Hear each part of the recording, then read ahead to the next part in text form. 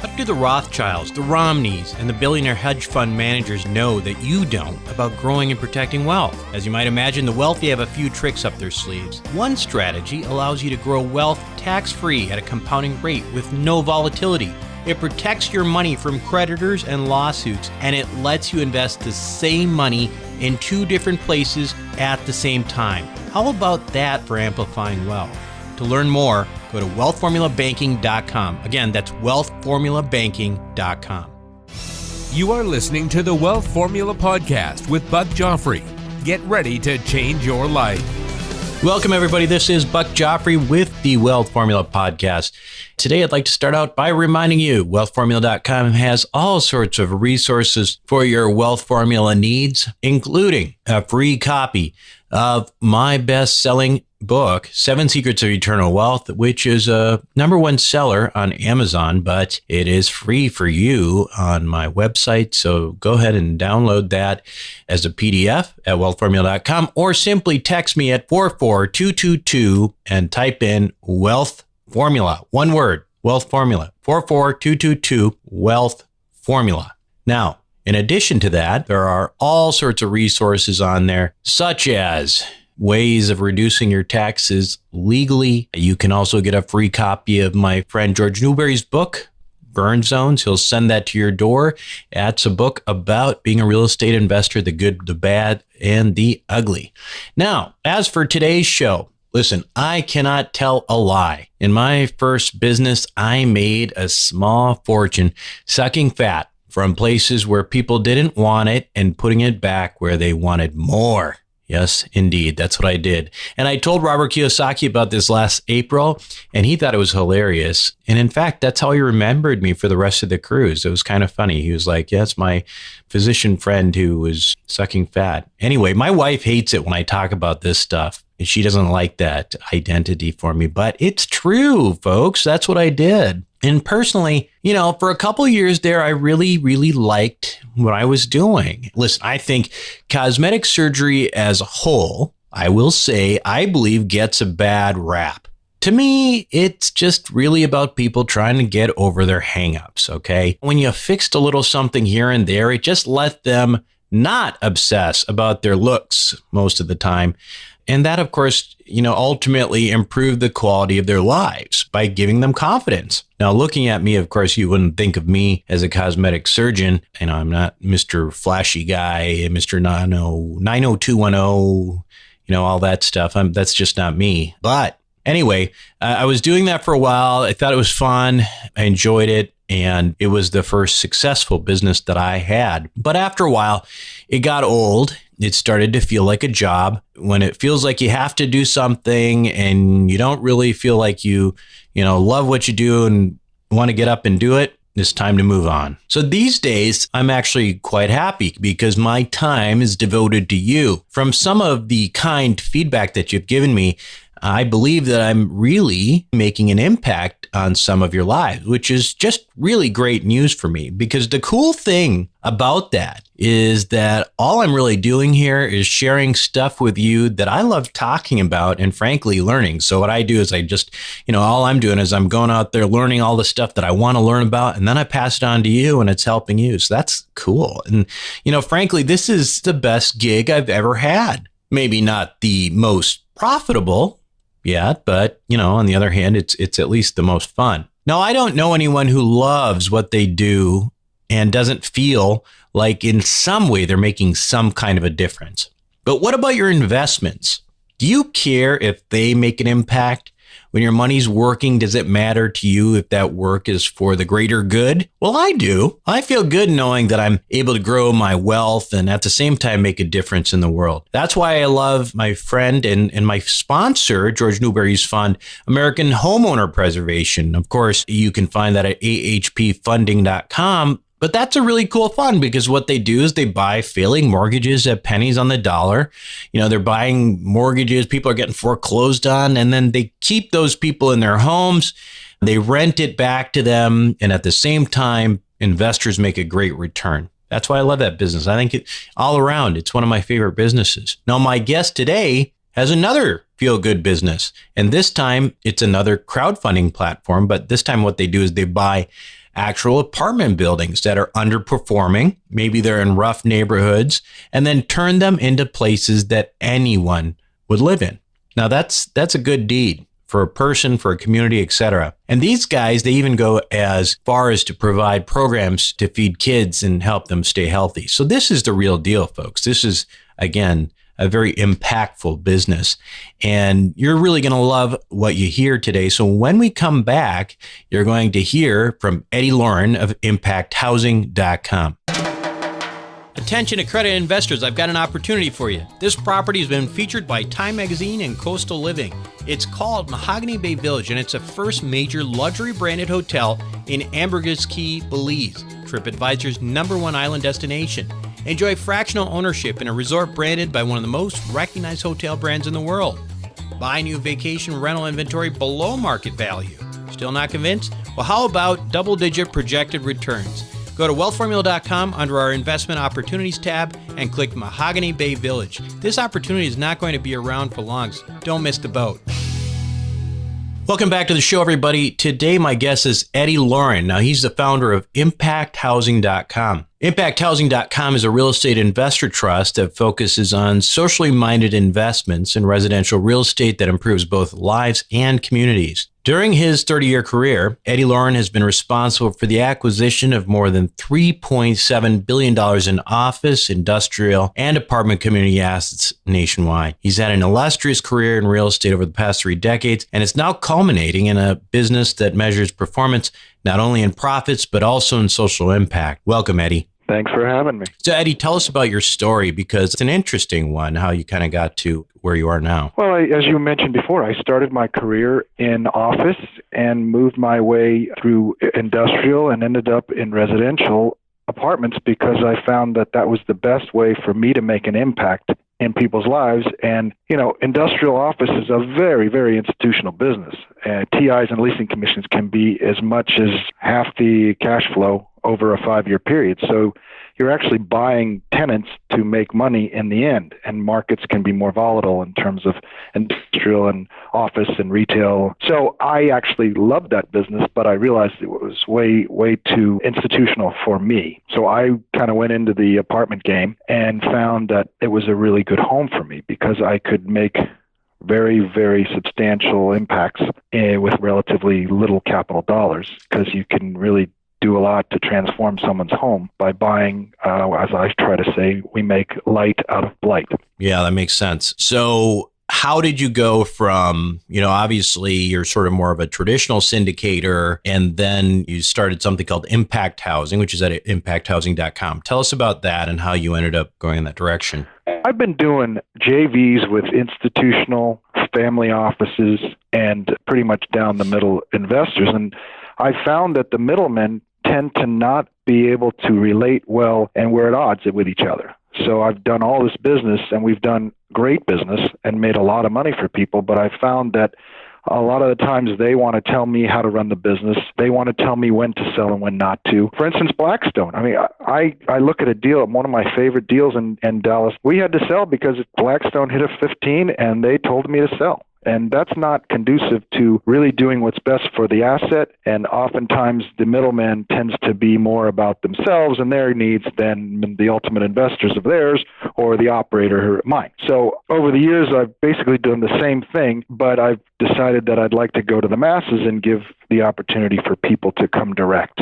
Right. And that's the uniqueness about impacthousing.com, because Reg A Plus allows us to, go to anyone and everyone, regardless of income level or wealth. They can invest direct with people like me, and they never used to be able to do so before. Yeah. So just for clarity, when you're talking about these JVs and everything, what you're talking about is, effectively, if you were doing a partnership, a joint venture with another group, that they just sort of had too much say in control. They had too much control. And you felt like you wanted to make an impact. You saw more promise in some of these properties and wanted to take that back. So that's basically it. The crowdfunding approach to this is interesting. But first of all, I mean, most people do understand what that is in this show, but why don't you kind of give us a sense, kind of review what crowdfunding it is? There's a 506 series of A, B, and C that has been able to be done since the Jobs Act, which was passed in the last administration, where it allowed people of accredited nature to come in and invest in real estate. So an accredited investor, I'm sure most of your audience, you said, are. So that's,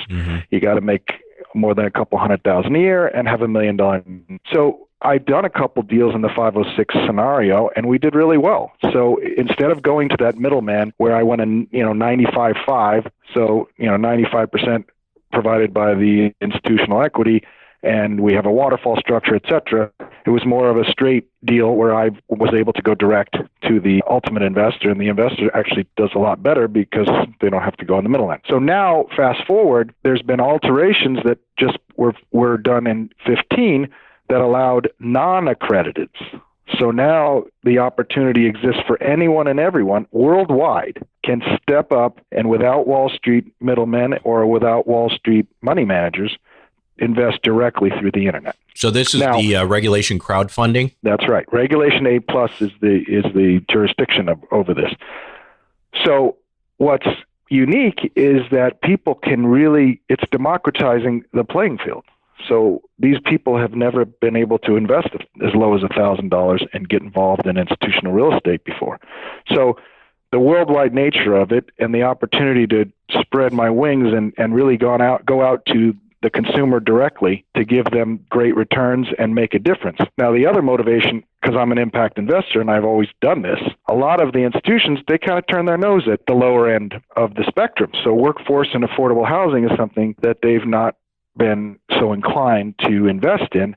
And it's been hard. I've passed up a lot of where I can change people's lives because a lot of the partners I've had are just not that interested in it. It's not brochure quality until we're done fixing it up. Sure. Can you talk about specifically what those assets look like? Are they C class? Are they D class? What cities, et cetera? Well, it's primarily the southern half of the United States where I've done all, the 40,000 units I've done over the last 20 years, primarily in the Sun Belt. They tend to be neglected. In the downturn, they obviously were more foreclosures, but there's still plenty of opportunity where families have owned these properties for a long time and they just bleed cash flow and they don't actually invest in the communities. So we are very good at finding raw assets that we can take and really transform, whether it be urban, blight, which are in transitional areas that we can make really cool, or your typical C+ asset, C- asset will make it into a B-. And that's fine because our rent structure, we can make plenty of money and good returns in the $700-800 rent range in places like New Orleans, in places like in Dallas and rural Texas and Arizona and Vegas, Florida. How big are the assets typically? How many units typically do you focus on? Usually a minimum of 150. We have a central leasing office. We have what we say 2 in and 2 out for 200 units, 2 people, a manager and an assistant / leasing agent, and then 2 out, meaning 2 maintenance guys that are there to make sure they turn all the work orders within 24 hours. And that's what it is. If you have happy residents, they stay, they pay, they refer their friends.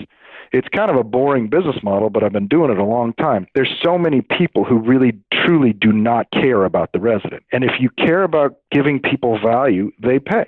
And it's that way across every nature of business. I was sort of curious because you mentioned Dallas. I mean, right now in the cycle, Dallas is one of my probably my major market that I'm looking at. We're looking at C-class stuff that has significantly compressed cap rates, down in the 5s. Are you finding stuff in Dallas that you can turn around like that? Just bought one in South Dallas, and it was 25% affordable from an RTC LURA, which is a land use restriction. Yeah. The cash-on-cash return, pretty much when we closed, because it was 96% leased, ended up being 9%, and we are expecting to start raising rents. We do all their exteriors. Let me start and tell you what we do to these assets when we come and transform them.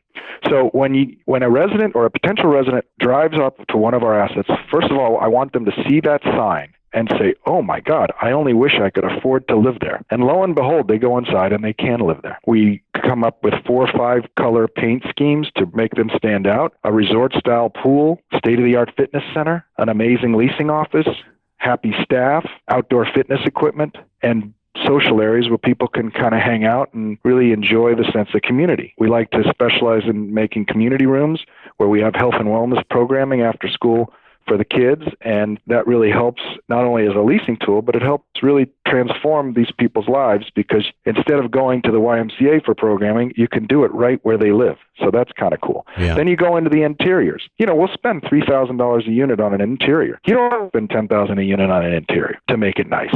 Flooring, you can put in, big cabinets. We tend to, paint them instead of redo them.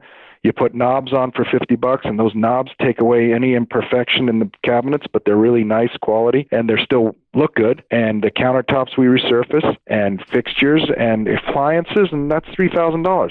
That's a lot. And we can get $50 to $100 for that return. So if you're looking at, $75, that payback's pretty good. Yeah. About 24 to 36 months, so you get the money back, and that creates the value.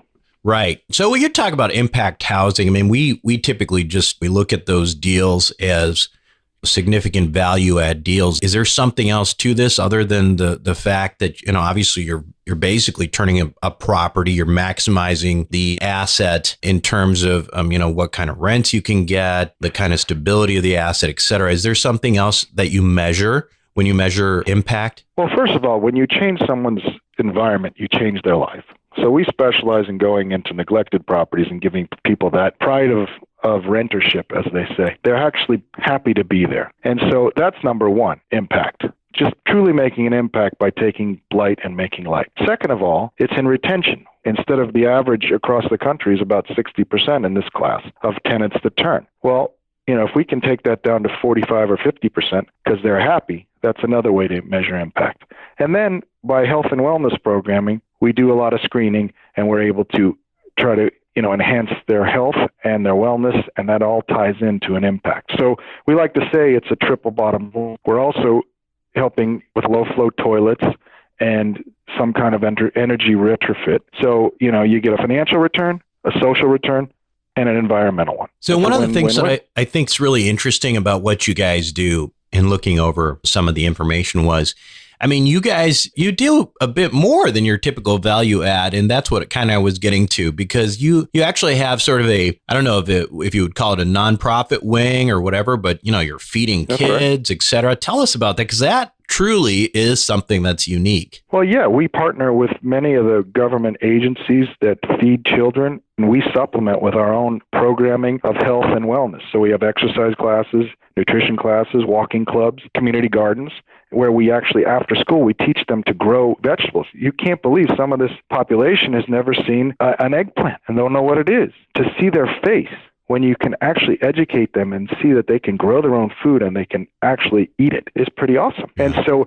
that is the chemistry I talk about. When you walk into a property, it's not just about giving people a roof over their head. It's about giving them a place to thrive and make the best of their lives. And that, to me, is why I do what I do, Yeah, that makes a lot of sense. So let's drill down a little bit on impacthousing.com a little bit more. You mentioned there is, you don't have to be an accredited investor here. It's a A+, so pretty much anybody can invest. How do we invest? You obviously go to impacthousing.com, you get an account. Is there a minimum investment? $1,000. Yep. So it's affordable to everybody. And now let's talk about sort of the structure of it. Now, is this debt or equity? Can you give us a sense for how it's a real estate investment trust. It's truly an equity investment in the form of a REIT. Mm-hmm. It's no different than any other REIT, other than you're going direct and you're going to save a lot of the middlemen's cost, right? The Wall Street cost. What kind of projected returns do you have for this? Well, you get into the legal question. Now, everything is on our website, and we have an impeccable track record. And again, most of that track record, the markets have gotten, as you said, a little more competitive, but we can still deliver solid returns. The pref is a 7, and you'll find that online. And we have a standard split. And, in the past, we've delivered very, very solid returns. And I'm playing around with what I can say and what can't say. The lawyer says. Believe me, we deal with that stuff all the time here on this show. I guess the issue. I'm not trying to avoid the question. I just I don't know what I can say. Yeah. Well, so it's a 7% preferred return. And just to clarify what that means for everyone, that's basically investors get 7% before the sponsor sees any money. And so that certainly creates a little bit of a situation where the sponsor needs to perform in order to get paid, which of course they want to get paid. And that's always a nice position to be in. I am frankly less familiar with a real estate trust structure. How does that work? Because most of the time, the properties I deal with are direct fractional investments. How does it work with depreciation, et cetera? Well, you get a 1099 instead of a K1. That's number one difference. But you still get the benefit of depreciation and you get the benefit of capital gains treatment.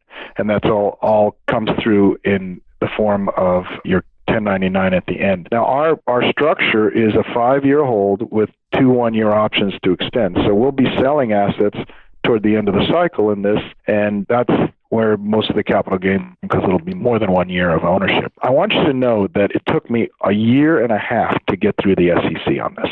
Oh, yeah. This is not anything they take lightly. It is very scrutinous. They looked up my and every single deal we posted, and it's all on the website, all the track record, all the returns, everything's there for anybody to review. And they told us how to redo tables. In fact, a month and a half it took us that we just had to redo a column, and then we had to resubmit again. So everybody should rest assured that the SEC's all over this, and it's fully vetted, and that's a good thing.